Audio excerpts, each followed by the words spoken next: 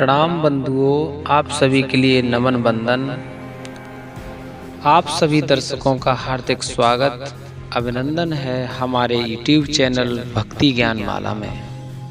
प्रिय दर्शकों, आज एक सुंदर वीडियो लेकर पुनः आपके बीच हम आ चुके हैं और इस वीडियो में हम आपको ये बताने वाले हैं कि द्वापर युग में महाभारत काल में गुरु द्रोणाचार्य का पतन कैसे हुआ, अर्थात उनकी मृत्यु किस प्रकार हुई। तो वीडियो शुरू करने से पहले यदि आप हमारे चैनल पर पहली बार आए हैं तो चैनल को सब्सक्राइब कर दें, लाइक करें वीडियो को और शेयर करें, कमेंट करें। सब्सक्राइब करने का एक मतलब और फ़ायदा ये भी है कि यदि आप हमारे चैनल को सब्सक्राइब कर देंगे तो वीडियो हम जो भी अपलोड करेंगे YouTube पर उसका नोटिफिकेशन आपको ज़रूर प्राप्त होगा, ताकि आप हमारी वीडियो को सुगमता से देख पाएंगे। तो प्रिय दर्शकों, चलते हैं वीडियो की ओर। बात महाभारत काल की है और द्वापर युग का समय रहा था। गुरु द्रोणाचार्य महान धनुर्धारी थे, कौरव और पांडवों के गुरु थे। लेकिन एक समय ऐसा आया, उन्हें कौरवों के पक्ष में रहकर और पांडवों के विपक्ष में रहकर के युद्ध करना पड़ा। महाभारत के समय जिस दिन गुरु द्रोणाचार्य कौरवों की ओर से सेनापति का पद निर्वहन कर रहे थे, उस दिन उन्होंने इतना भयंकर युद्ध किया कि पांडव थर थर कांपने लगे। अर्जुन बोले, हे प्रभु, आज गुरु द्रोणाचार्य को कैसे युद्ध से पीछे हटाया जाए, अर्थात गुरुदेव आज बहुत भयंकर युद्ध कर रहे हैं, हमारी जान भी जा सकती है, प्रभु हमारी सहायता करो। भगवान श्री कृष्ण ने कहा, हे पार्थ, गुरु द्रोणाचार्य कोई साधारण इंसान नहीं है, इन्हें युद्ध से हटाना बहुत ही कठिन काम है।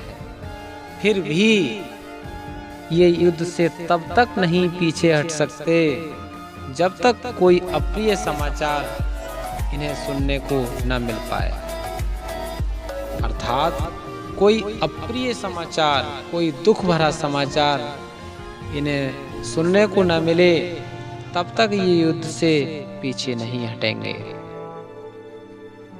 अर्जुन ने कहा, प्रभु कुछ उपाय कीजिए।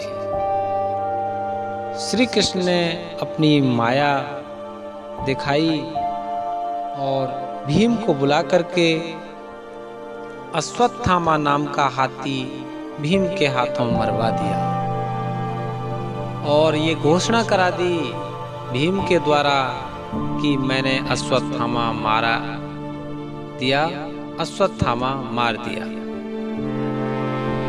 और इस तरह की घोषणा करता हुआ जब भीम युद्ध स्थल पर आया, जहाँ की गुरु द्रोणाचार्य पांडवों के विपक्ष में युद्ध कर रहे थे, जब ये बात उनके कान तक पहुंची कि अश्वत्थामा मारा गया, अश्वत्थामा मारा गया, गुरु द्रोणाचार्य ने पहले तो इस बात पर यकीन नहीं किया कि मेरा पुत्र अश्वत्थामा साधारण नहीं है, वह मेरे द्वारा कई प्रकार की शक्तियां प्राप्त है और फिर वह पांडवों से कम बलवान नहीं है, उनसे मारा नहीं जा सकता, मुझे पूर्ण विश्वास है।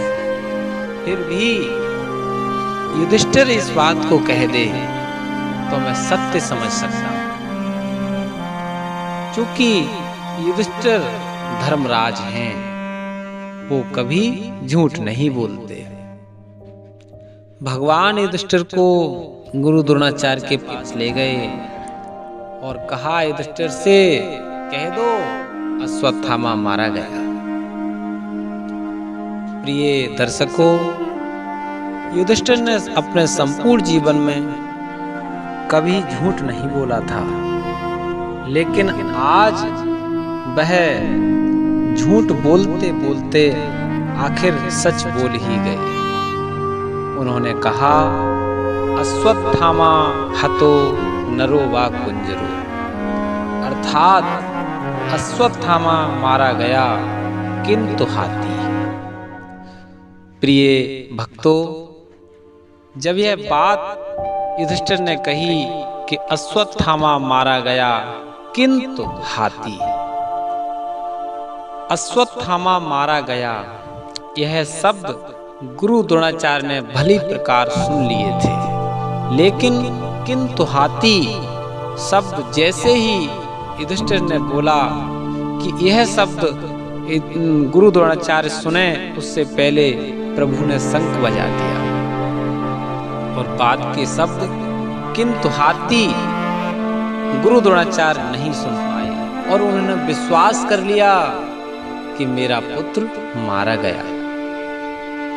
यह बात युधिष्ठिर के मुंह से सुन करके गुरु द्रोणाचार्य को विश्वास हो गया कि मेरा पुत्र मारा गया और उन्होंने युद्ध से हथियार डाल दिए।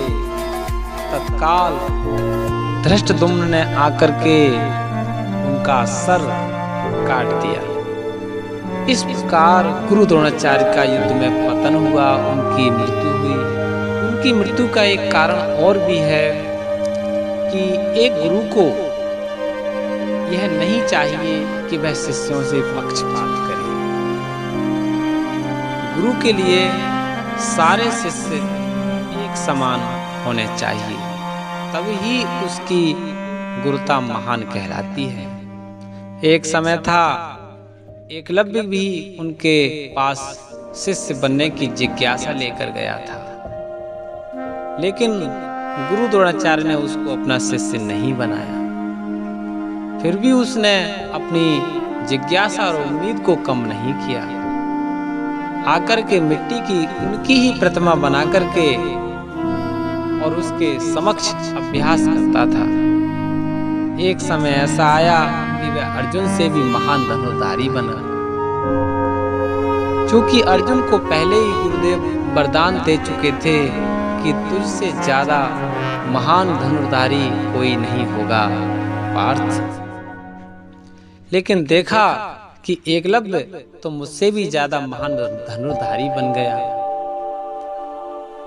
सो गुरुदेव पांडवों को लेकर के एकलव्य के पास ही पहुंच गए और ये राज जाना कि आपका गुरु कौन है।